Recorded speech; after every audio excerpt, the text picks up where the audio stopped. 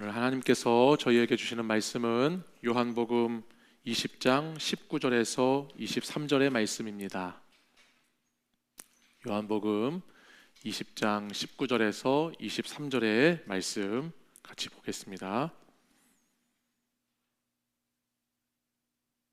하나님 말씀 저와 한 절씩 교독해서 읽겠습니다. 제가 먼저 19절 읽겠습니다. 이날 곧 안식 후 첫날 저녁 때에 제자들이 유대인들을 두려워하여 모인 곳에 문들을 닫았더니 예수께서 오사 가운데 서서 이르시되 너희에게 평강이 있을지어다.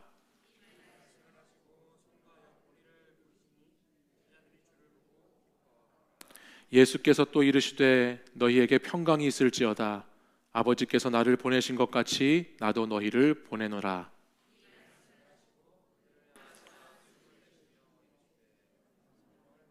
함께 읽겠습니다. 너희가 누구의 죄든지 사하면 사하여질 것이요 누구의 죄든지 그대로 두면 그대로 있으리라 하시니라. 아멘. 할렐루야. 부활주일이 지나고 첫 번째 금요일이 되었습니다. 지난주일 저희들은 요한복음 20장의 말씀을 통해서 부활의 주님을 함께 묵상하고 특별히 예수님을 만난 마리아와 두 제자들에 대한 말씀을 나누었습니다. 막달라 마리아가 예수님의 빈 무덤을 가장 먼저 확인하고 제자들에게 부활을 증거하는 첫 증인이 되었는데요. 마리아가 그렇게 귀한 어떤 사명 또는 귀한 첫 어떤 그 부활의 열매를 맺을 수 있었던 이유는 우리가 말씀을 나눴던 것처럼 그녀가 늘 주님 곁에 머무르는 하나님의 사람이었기 때문이었습니다. 마리아가 주님을 가장 먼저 보고 최초로 증언하게 된 것이 처음부터 그녀의 믿음이 대단해서거나 믿음이 커서라기보다는 그녀가 끝까지 주님을 사랑하는 마음으로 십자가 곁에 무덤 곁에 그렇게 주님을 사랑하는 마음으로 있었을 때 거기서부터 믿음의 성장과 부활의 신앙을 가지게 되었다라고 하는 말씀입니다. 강한 믿음보다 때로는 자리를 떠나지 않고 잘 버티고 잘 견디고 끈질기게 사랑하는 그것이 부활이라는 경이로운 그런 사건을 마리아에게 주었던 것처럼 오늘 저와 여러분에게도 큰 믿음이 아닐지 모르지만 끝까지 주님을 사랑하는 마음으로 우리가 있어야 할 자리에 있는 것이 하나님의 은혜를 경험하는 귀한 시간이 될 줄 믿습니다. 오늘 본문의 말씀은 이제 그 부활하신 예수님께서 첫날 저녁에 나타나는 이야기입니다. 새벽부터 예수님 무덤의 문이 이렇게 열려 있었고 또 그것을 통해서 아마 시신이 없어진 것을 보면서 한바탕 소동이 일어난 다음에 이제 드디어 저녁이 되었습니다. 19절 말씀 시작하는 부분에 보니까요, 제자들이 한 곳에 모여 있습니다. 아마 예수님 시신이 없어졌다, 무덤의 문이 열렸다, 그런 것들을 서로 듣고서 아마 한 곳에 모인 것 같습니다. 그리고 나서 모인 곳에 그 이어지는 말씀을 보니까 그 모인 곳의 문이 닫아놓고 있었다라고 성경이 말씀을 해요. 왜냐 봤더니 아마 예수님 당시에 이 시신이 없어졌다는 것을 알게 되면은 정황상 당국자들이 이 예수님의 제자들이 시신을 옮겨갔구나라고 이렇게 누명을 쓸 수가 있었기 때문에 그와 같은 두려움 때문에 제자들은 자신들이 모인 곳의 문을 굳게 닫고 있는 모습이 말씀에 나옵니다. 분명히 마리아를 통해서 주님을 보았다라고 하는 이야기도 들었고 마리아가 예수님 말씀을 들은 것을 전달해 주기도 했는데도 불구하고 이 제자들에게는 지금 그 말이 전혀 들리지가 않는 것이죠. 왜냐하면 그 현재 상황에 있었던 그 두려움 또 그 불안, 그 공포감이라고 하는 것에 제자들이 꽉 사로잡혀 있었기 때문입니다. 이것은 십자가라고 하는 것이 그만큼 그 십자가 처형을 당하는 사람만이 아니라 그 십자가 처형을 보고 그 십자가 처형을 들은 그 모든 사람들에게 큰 트라우마를 남기는 아마 무시무시한 그런 형벌이라는 것을 생각해 보게 하는 것입니다. 너무나 잔혹하고 그 무시무시한 십자가 앞에서 제자들은 예수님께서 하셨던 말씀이 전혀 기억나지 않을 만큼 그들은 아주 큰 두려움 가운데 떨고 있었고 매우 큰 불안 가운데 있었다라고 하는 것이죠. 여러분, 이처럼 두려움이라고 하는 것은요, 우리들을 위축시킵니다. 뭔가의 두려움을 느끼면 우리는 위축이 돼서 우리 영혼의 문을 걸어 잠그게 되어 있습니다. 어쩌면 인간이라고 하는 존재는 이 세상에 태어날 때부터 그 순간부터 두려움이라고 하는 세계 속에서 다 던져져서 살아가게 되는 그런 존재가 아닐까라는 생각도 해보게 됩니다.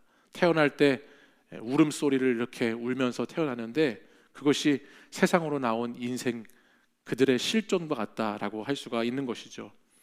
우리가 소위 간혹 이런 말을 씁니다. 두려움이 엄습해 온다, 이런 이야기를 쓰는데요. 여러분, 엄습이라고 하는 게 무슨 뜻인지 아시나요?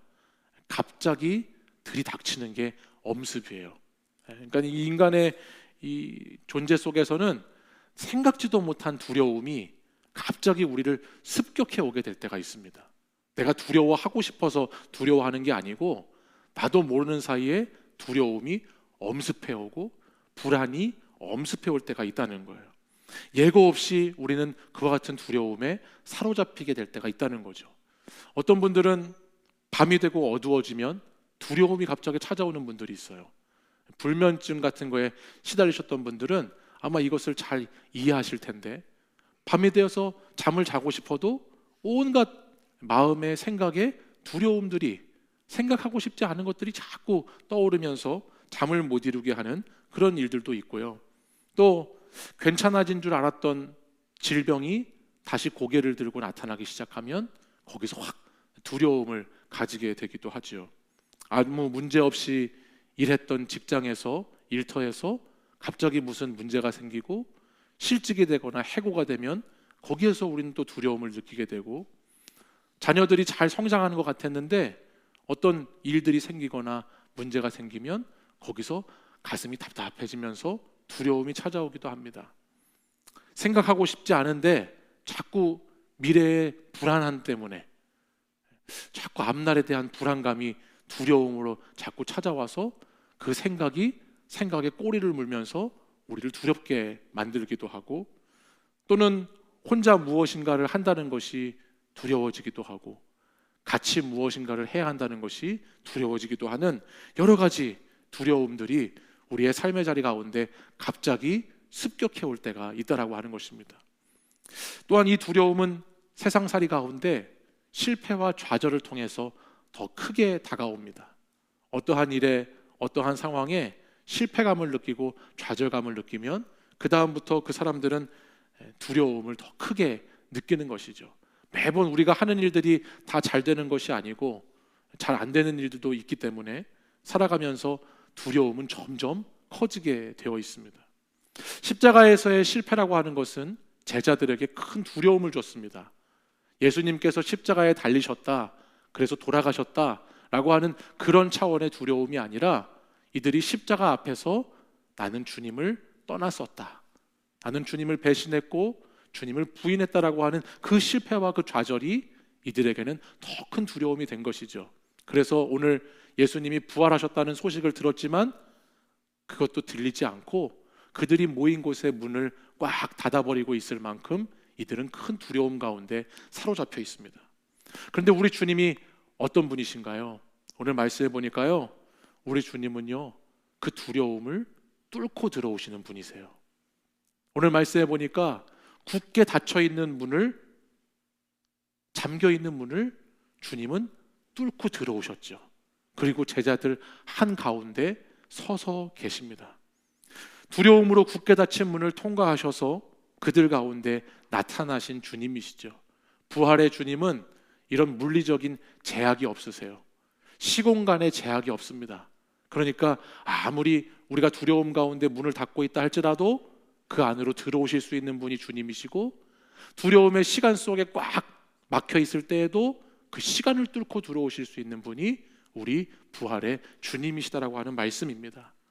예수님께서 제자들에게 그렇게 찾아오셔서 그들 가운데 쓰셨습니다. 그리고 19절, 26절 말씀해 보니까 이렇게 말씀이 기록되고 있어요. 우리 먼저 19절 말씀을 한번 보실까요? 같이 읽어보겠습니다. 두려워하여 모인 곳에 문들을 닫았더니 예수께서 오사 가운데 서서 이르시되 하셨습니다. 문이 닫혔는데 주님께서 가운데에 서셨다 말씀했죠. 26절 말씀도 보시면 문들이 닫혔는데 예수께서 오사 가운데 서서 이르시되라고 기록합니다.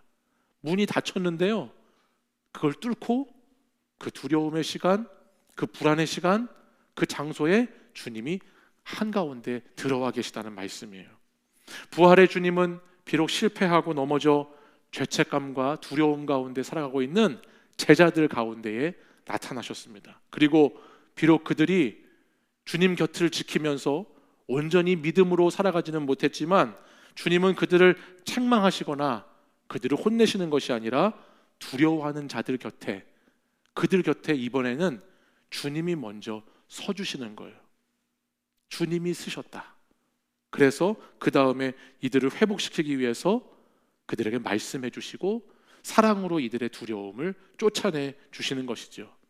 제자들의 슬픔, 그 실패보다 그 제자들의 아픈 마음을 더 먼저 생각하고 계시는 우리 주님의 모습이 보입니다. 그리고 이들에게 처음으로 부활하셔서 나타나셔서 하신 말씀이 있습니다. 그 말씀이 무슨 말씀이냐면 너희에게 평강이 있으리라라고 하는 말씀이에요. 너희에게 평강이 있을지어다. 여기 평강이라고 하는 단어는 에이레네라고 하는 말을 쓰는데요, 사실 이 평강이라고 하는 단어는 예수님께서 십자가에 잡히셔서 죽으시고 부활하시기 이전에 이미 제자들에게도 몇 번 말씀을 하셨던 말씀입니다. 제일 먼저는 요한복음 14장 27절 말씀을 같이 보면, 우리 이 말씀 같이 한번 읽어볼까요? 읽겠습니다. 시작. 평안을 너희에게 끼치노니 곧 나의 평안을 너희에게 주노라. 내가 너희에게 주는 것은 세상이 주는 것과 같지 아니하니라. 너희는 마음에 근심하지도 말고 두려워하지도 말라. 아멘. 요한복음 14장에서 주님은 평안을 약속하셨습니다. 세상이 줄 수도 없고 세상이 알 수도 없는 그 평안을, 그것을 약속하셨어요. 문제가 없는 평안이 아니고요, 누구도 빼앗지 못하는 평안을 주시겠다 그러셨어요. 여러분, 세상에 많은 사람들은 건강으로 평안을 얻기도 하고 돈으로 평안을 얻기도 하고 자기가 성공하고 성취한 것들로 평안을, 안정을 얻으려고 하지만 이것은 언제나 빼앗길 수 있는 평안이죠. 근데 우리 주님은 요한복음 14장에 어떻게 말씀하시느냐? 빼앗기지 않는 평안이 있다. 그 평안을 내가 너희에게 주겠다. 그것은 세상이 주는 것과 같지 않은 평안이라고 미리 약속의 말씀을 주셨습니다. 또한 요한복음 16장 33절에도 이렇게 말씀이 계속되고 있습니다. 읽어보겠습니다. 이것을 너희에게 이르는 것은 너희로 내 안에서 평안을 누리게 하려 함이라. 세상에서는 너희가 환난을 당하나 담대하라. 내가 세상을 이기었노라. 아멘. 요한복음 16장의 말씀은요, 요한복음 15장에서 예수님께서 포도나무에 대한 가지의 비유로 말씀을 하신 그 뒤에 이어지는 말씀입니다. 그러니까 포도나무와 가지의 비유를 통해서 제자들이 참된 평안을 얻는 방법을 이미 주님은 말씀해 주셨어요. 정말 우리가 평안할 수 있는 방법이 뭐냐? 그것은 예수님 안에 거할 때다. 가지가 나무에 붙어 있을 때다. 그와 같은 말씀을 하신 것이죠. 제자들에게 반드시 환난이 있겠지만 주님이 세상을 이기셨다는 것을 믿고 그 주님을 의지할 때 평안을 누리게 된다는 것을 요한복음 16장에서는 말씀하고 있습니다. 환난을 피하는 평안이 아니라 나무에 붙어있는 가지로서 누리게 되는 평안. 바람이 불면 가지가 흔들리고 비가 오면 그 비를 맞지만 그럼에도 불구하고 나무에 붙어있는 가지가 누릴 수 있는 평안, 그 평안을 우리 주님은 말씀하고 계십니다. 사랑하는 여러분, 저는 오늘 말씀을 준비하면서 이런 생각을 해보았습니다. 주님께서 부활의 첫날 그 이른 아침에 마리아를 만나 주셨죠. 그리고 마리아야 라고 이름을 부르셨어요. 그때 마리아는 믿음의 눈이 떠져서 주님을 바로 보게 되었습니다. 그리고 그 놀라운 감격의 부활의 신앙을 가지게 되었죠. 근데 오늘 말씀처럼 부활의 주님께서 이번에는 저희들에게 오셔서 너희에게 평강이 있을지어다, 평강이 있어라 라고 말씀을 하신다면, 우리 주님께서 누구누구야 평안할지어다, 두려워하지 말아라, 안심해라 라고 이렇게 말씀해 주신다면 저는 정말 그 말씀이 큰 힘이 되고 위로가 될 것만 같습니다. 근데 여러분, 이것보다 더 중요하고 정말 중요한 게 뭔지 아십니까? 오늘 주님께서 말씀하시는 이 부활하신 주님의 말씀의 평안이라고 하는 것은요, 평강이라고 하는 것은 미래의 약속이 아니라고 하는 거예요. 여기 말씀해 보니까 오늘 우리에게 부활하신 주님이 주시는 이 요한복음 20장에 너희에게 평강이 있으라고 하는 말씀은 미래의 말씀이 아니에요. 현재 오늘 우리에게 주시는 말씀이라고 하는 것이에요. 요한복음 14장에서 16장에서 이 말씀은 평강과 평안에 대한 에이렌의 말씀은 십자가 이전에 하셨던 말씀이죠. 그러니까 십자가 앞으로 나아가서 이제 주님이 고난을 맞이하시고 그 고난을 대비하는 차원에서 평강에 대한 약속의 말씀이 주어졌던 겁니다. 주님이 떠나실 것에 대해서 근심하고 두려워하고 환난을 기다리고 있는 그 사람들에게 주시는 평강이었어요. 그러나 부활하신 후에 에이레네, 부활하신 후에 오늘 말씀에 나오는 이 평강은 다릅니다. 흔적을 쫓는 신앙의 범주가 아니고 실체를 누리는 평강을 뜻하는 것이에요. 무슨 말이냐면 우리의 삶의 자리에는 요한복음 14장에 나오는 것처럼 마음의 근심도 있고 두려움도 있습니다. 또 요한복음 16장 말씀에 나오는 것처럼 우리의 삶에는 환난도 있는 것이죠. 그러나 이제는 우리가 이미 십자가에 달려 죽으시고 부활하신 예수님으로 인해 이미 평강을 받았기 때문에, 이미 평강이 있기 때문에 우리는 주님과 함께 어떠한 상황 속에서도 평강을 누릴 수 있는 하나님의 사람이 되었다라고 하는 말씀입니다. 그래서 우리는 이제 이렇게 기도하는 것이죠. 주님, 근심과 두려움과 환난이 없게 하여 주시옵소서라고 기도할 게 아니고 우리는 기도가 바뀌어야 되는 거예요. 이런 것들이 찾아와도, 근심이 찾아와도, 두려움이 찾아와도, 환난이 찾아와도, 이런저런 문제들이 있고 그것들이 앞길을 막는 것 같고 여러 가지 어려움이 있어도 부활의 주님이 주신 평강으로, 이미 우리에게 주신 그 평강으로 그것을 이겨내고 극복하는 자들이 되게 해달라고 기도해야 될 줄 믿습니다. 이 시간 주님 주시는 평강을 우리는 이미 받았습니다. 주님은 평강을 이미 주셨다 말씀하셨어요. 그것이 부활의 신앙이고 부활의 믿음이라고 하는 거예요. 그러니까 여러분들이 이제는 약속된 평강을 찾아서, 미래의 평강을 찾아서 그렇게 나아가는 사람들이 아니고 어떻게 해야 되느냐? 여러 가지 삶의 우리 자리를 흔드는 많은 일들이 있다 할지라도 그때 여러분들은 다시 생각하시는 거예요. 주님은 나에게 이미 평강의 주님으로 오셨다. 나에게 이미 임하셨다. 그러니 나는 여기서 더 이상 흔들리지 않는다. 나는 무너지지 않는다. 이와 같은 평강을 여러분이 경험하실 수 있기를 원합니다. 한번 따라해 보겠습니다. 평강이 있을지어다. 믿음으로 한 번 더 따라하겠습니다. 평강이 있을지어다. 네. 저는 여러분에게 평강이 있으실 줄 믿습니다. 네. 여러분이 평강이 있을지어다 선포하시고 믿음으로 나아가실 때 그 평강을 여러분은 반드시 누리시게 될 줄 믿습니다. 예수님께서 부활하시고 제일 처음 하신 말씀이 이 말씀입니다. 부활을 믿는 자에게, 부활의 신앙을 고백하는 자에게 평강이 있을지어다. 평강을 주셨습니다.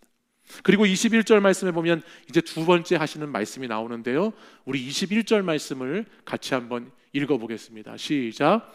예수께서 또 이르시되 너희에게 평강이 있을지어다.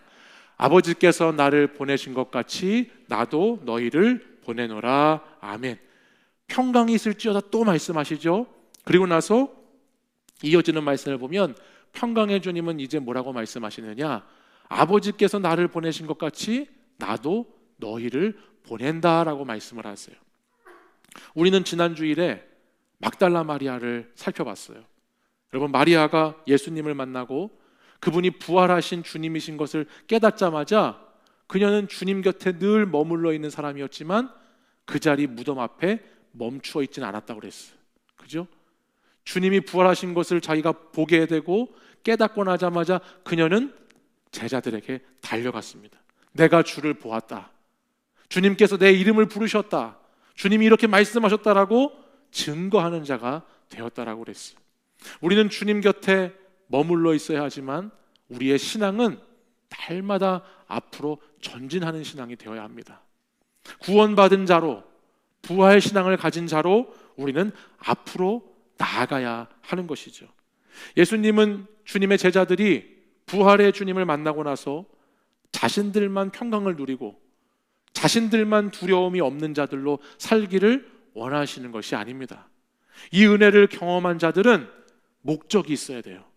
사명이 있어야 되는 거죠. 부활의 주님을 만나고 나서 주님은 우리에게 사명을 부여해 주시는 거예요. 건강하신 분은 그 건강으로 무엇을 할 것인가? 물질의 은혜를 받으신 분들은 내가 먹고 쓰고 남는 그 물질로 나는 무엇을 할 것인가? 내게 어떤 일을, 어떤 자리를, 어떤 역할을, 어떤 지위를 내가 부여받았다면 나는 그것으로 무엇을 하기를 주님은 원하시는가? 이와 같은 것들을 생각해 보아야 한다는 말씀이에요. 여러분, 우리는 다 저마다 보냄받은 자리가 있습니다. 여러분들도 다 여러분 각자가 보내심 받은 자리가 있어요. 여러분 삶의 환경과 처지와 형편에 따라서 다양한 자리에 우리들이 보냄받게 되는 것이죠. 단순히 장소적인 것만을 말하는 것이 아니고 여러분이 살고 있는 그 삶의 자리라고 하는 그런 여러분이 살아가는 보냄받으신 장소가 다 있다라고 하는 말씀이에요. 그곳에서 우리는 꼭 생각해야 되는 것이죠. 내가 보냄받은 그곳에서 나는 어떻게 살아야 되는가? 나는 무엇을 해야 하는가? 이와 같은 것들을 깊이 고민해야 하는 거예요. 여러분, 우리가 보냄받은 곳, 파송받은 곳이요, 결코 다 평강이 있는 자리는 아닐 거예요.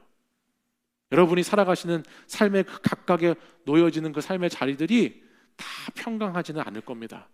질병이 있는 자리도 있고, 상처가 있는 자리도 있고, 아픔이 있는 자리도 있고, 절망이 있는 자리도 있고, 여러 가지 문제가 있는 자리들이 있지요.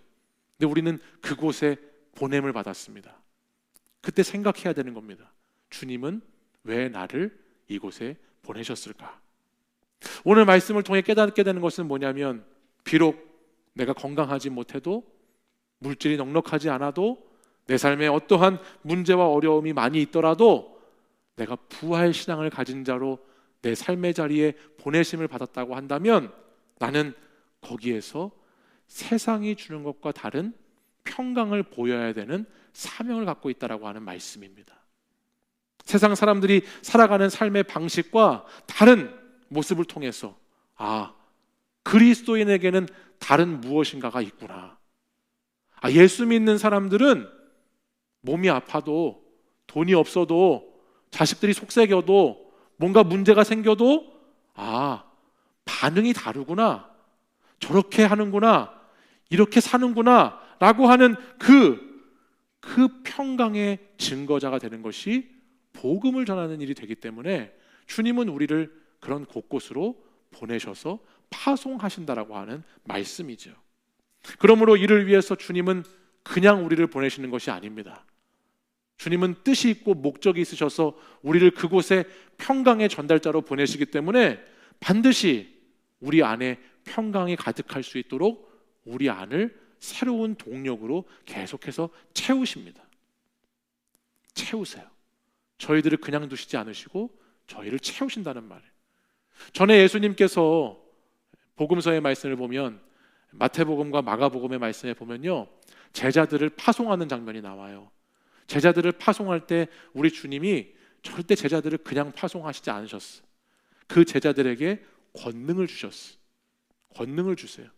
귀신을 내어 쫓는 권능을 주시고, 병을 고칠 수 있게 하시고, 약한 자들을 고칠 수 있게 하시는 권능을 주셔서 그래서 제자들을 보내셨다라고 성경이 기록합니다. 그때는 왜 그런 권능을 주시면서 제자들을 보내셨을까요? 그때는 표적과 기사가 보여지는 것이 너무나 중요했기 때문이에요. 주님께서 하나님의 나라가 가까이 왔다는 것을 무지한 백성들에게 알리시기 위해서 막 보여지는 것들이 굉장히 중요했기 때문에 제자들에게 그와 같은 권능을 부여해서 제자들을 파송하셨어요. 근데 부활의 주님께서는 이제 제자들을 보내시기 전에 무엇을 채우시고 제자들을 보내시는가? 아주 더 근본적이고 근원적인 것들을 채우시고서 우리를 보내신다라고 하는 말씀이에요. 뭐를 채우시는가? 22절 말씀을 한번 보실까요? 22절 말씀을 같이 읽어보겠습니다. 이 말씀을 하시고 그들을 향하사 숨을 내쉬며 이르시되 성령을 받으라. 아멘. 주님은 아버지께서 나를 보내신 것처럼 나도 너희를 보낸다. 너희들 가서 평강을 전하는 자가 되라. 평강의 삶을 살아라 라고 그냥 보내실 것이 아니고 22절 말씀에 보니까 그 보내는 파송하는 자들에게 무엇을 주시죠? 성령을 주시죠. 숨을 내쉬면서 성령을 받으라 라고 하셔서 성령을 채우신다라고 하는 말씀입니다. 여기 숨을 내쉰다라고 하는 단어가요, 엠퓨사오라고 하는 단어를 쓴대요. 근데 이 단어가 성경에 딱 2번 더 나옵니다. 숨을 내쉰다, 이 똑같은 단어가 2번 나오는데 구약 말씀에 2번이 나와요. 첫 번째는 창세기 2장 7절 말씀에 나옵니다. 우리 창세기 2장 7절 말씀도 같이 읽어보겠습니다. 여호와 하나님이 땅의 흙으로 사람을 지으시고 생기를 그 코에 불어넣으시니 사람이 생명이 되니라. 아멘. 하나님께서 흙으로 사람을 지으시고 뭐를 코에 불어넣으셨죠? 생기를 불어넣으셨어요. 생기가 들어가자 사람이 생명이 되었습니다. 살아있는 존재가 되고 살아있는 영혼이 되었어요. 그냥 처음에는 흙뿐이었지만 생기가 들어가니까 그 생기가 바로 숨을 내쉬는, 여기 오늘 말씀에 나오는 것과 똑같은 단어를 쓰고 있어요. 또 하나는 어디에 나오냐면 우리가 잘 아는 에스겔 마른 뼈 골짜기에 대한 말씀에서 이 생기가 나옵니다. 우리 에스겔 37장 9절 말씀을 같이 읽어보겠습니다. 시작. 또 내게 이르시되 인자야 너는 생기를 향하여 대언하라. 생기에게 대언하여 이르기를 주 여호와께서 이같이 말씀하시기를 생기야 사방에서부터 와서 이 죽음을 당한 자에게 불어서 살아나게 하라 하셨다 하라. 아멘. 마른 뼈를 살리실 때 생기를 불어넣으셔서 그 생기가 마른 뼈에게 들어가자 그 마른 뼈가, 죽음을 당했던 바짝 말라버린 마른 뼈가 다시 살아나게 된 것처럼 거기에 나오는 그 생기가 오늘 이 요한복음 20장 말씀에 나오는 생기와 같은 단어입니다. 그러니까 이 생기는 무엇입니까? 오늘 숨을 내쉬면서 주님께서 주시는 받으라고 하는 그 성령이 무엇이냐? 그 성령은 우리를 새롭게 창조하는, 재창조하는 영이라고 하는 거예요. 또한 그 성령이라고 하는 것은 뭐냐? 생명력 있게 만드는, 죽어있는 것들을 살리게 하시는 생명력이 있는 것임을 우리가 알 수가 있는 것이죠. 부활하신 주님은요, 숨을 내쉬면서 성령을 받으라 말씀하셨습니다. 저와 여러분에게도 부활하신 주님께서 성령 받으라 말씀하시는 줄 믿습니다. 여러분, 이 성령은요, 우리가 무슨 막 수고를 하고 애쓰고 노력해서 얻는 것이 아니에요. 오늘 이 성령을 받으라라고 말씀하신 이 성령은요, 그냥 받습니다, 받겠습니다라고 하면 받아지는 겁니다. 그러니까 오늘 여러분들이 이 금요밤에 오셔서 다시 여러분 안을 평강이라고 하는 여러분의 부활의 신앙을 가지고 삶을 살아가기 위해서 우리에게 성령이 들어와야 되는데, 성령이 충만해야 되는데, 오늘 다시 받으라 말씀하시니 그 성령 충만해지시는 밤이 되시기를 원합니다. 새로운 피조물이 되고 성령님께서 뿜어내시는 생명력을 가지고 파송하는 곳곳에 나아가셔서 여러분 가정에도 파송을 받고 일터에도 파송을 받고 여러분이 살아가는 삶의 자리마다 여러분들이 파송을 받아서 살아가시는데, 그 곳곳에서 살아가실 때마다 거기에 여러분 성령의 이 놀라운 살리는 역사가 평강으로 임하시기를 간절히 소망합니다. 부활의 신앙을 가진 사람들은 이처럼 생기가 있습니다. 생기가 있어요. 우리는 삶의 어떤 환경과 조건에 따라서 살아가는 자들이 아니고 주님께서 우리에게 성령을 주시고 그 성령으로 살아가게 하신 자들이기 때문에 우리 주님 안에서 우리는 생명을 갖고 생기를 가지고 살아가는 존재라고 하는 것을 기억해야 됩니다. 그렇기 때문에 여러분, 몸이 좀 아프셔도, 여러분 하고 있는 일이 좀 잘 안 되셔도, 여러분 가정에 무슨 어려움이 좀 있으셔도 그곳에 주님의 말씀을 따라서 성령 받은 자로 평강의 삶을 살아가시기를 원합니다. 여러분 마음속에 주님께서 놀랍게 채워주시는 평강의 역사들이, 우리는 돈으로 사는 것도 아니고 권력으로 사는 것도 아니고 내 힘으로 사는 것도 아니잖아요. 주님 주시는 힘으로 사는 것이기 때문에 주님이 무엇을 주시느냐? 우리를 평강의 삶으로 살게 하는 성령을 주신다는 것을 기억하면서 그 생명의 영이, 살리는 영이 우리 안에서 계속해서 일하실 수 있도록 그 주님과 동행하시는 저와 여러분이 되시기를 원합니다. 스가랴 말씀 4장 6절의 하반절은 이렇게 말씀했어요. 이는 힘으로 되지 아니하며 능력으로도 되지 아니하고 오직 나의 영으로 되느니라 말씀했어요. 우리 안에 성령님이 계십니다. 부활하신 주님은 우리에게 성령을 보내주셨어요.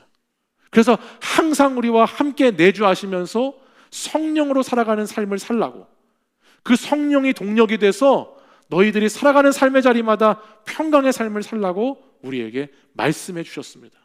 그 성령님이 오늘도 저와 여러분 안에 활동하고 계시다는 것을 분명히 믿으시고, 그 성령님이 우리 안에 있다는 것을 확실히 믿으시고, 여러분 성령이 아니고서는 예수님을 주라고 시인할 수 없다고 고린도 후서에서 말씀했어요. 고린도 전서에서 말씀했어요. 그러니까 우리가 주님이라고 기도하고 주님을 부르면서 기도할 수 있는 것은 우리 안에 성령님이 계시기 때문이에요. 그러니까 성령님이 계시다는 것을 반드시 믿으시면서 저와 여러분을 이끌어 가시는 그 성령님 앞에 오늘도 우리가 간절히 함께 기도할 때에 우리 기도 가운데 주님이 새로운 평강을 주시고, 우리가 성령님을 의지해서 기도할 때 우리의 삶은 그렇지 못할지 모르지만 우리가 평강의 삶으로 살아가는 그런 놀라운 기적과 같은 일들이 저와 여러분 가운데 일어나게 될 줄 믿습니다. 여러분 오늘 저녁에 이 시간 우리 주님이 말씀하십니다. 너희에게 평강이 있을지어다. 평강이 있을지어다. 성령을 받으라. 성령을 받으라. 말씀하십니다. 이 말씀 꼭 기억하시면서 우리 주님 앞에 나아가셔서 부활의 신앙으로 살아가시는 여러분 되시기를 간절히 축원합니다. 우리 주님은 더 이상 십자가에 달려 계신 주님이 아니시고 부활하신 주님이십니다. 무덤의 문을 열고 나오신, 죽음의 권세를 이기신 주님이십니다. 우리 그 주님을 다시 한번 바라보시면서 우리 성령님을 의지해 살아가는 저와 여러분 되기를 간절히 소망합니다.